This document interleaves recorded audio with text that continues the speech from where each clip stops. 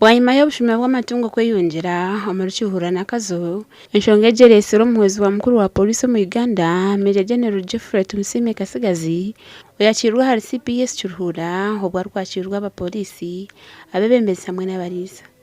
okutaya kw'omuhwezi wa mukuru wa polisi nukwije bwanyuma y'abebembezi ba Kiruhura okandikira mukuru wa polisi okulebekera yakuru okumaraho omuzogo Kiruhura n'akazo nizo ziri kukirayo ihanga lyona ezirumu obushuma bw'amatungo ago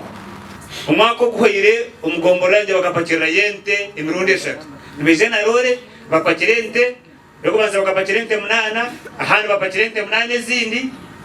twatere nduru abashuma abo bakwatwa group ya komoreirwe kandi bagarikira exercise yabo mu district zizindi estudieremo tuteho agent enkoragana kuba nushanga polisi tena bakumara kukaya kwatanisa n'abasirikare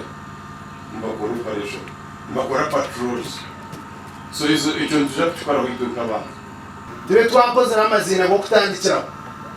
kandi tazakora gemparana abo bagemparana tugakumara obushuma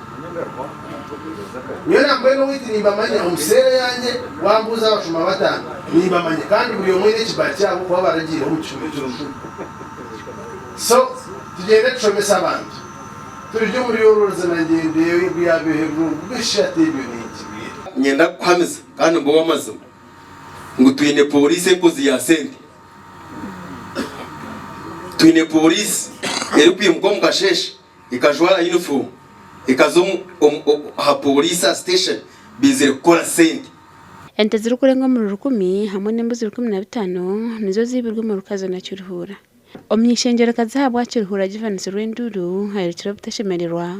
ahabwa abantu bari kwita batahi babo bakakwatwa bwanyuma bakarekurwa bate bakatandika kucakara nabahirize cyo kureberaho cyamugisha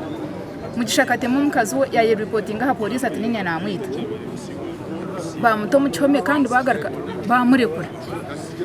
mbwene ntura ngo umugisha yo murashe twandishaba nk'abeho special attention aha kese hati umugisha nawe cyo kushomeraho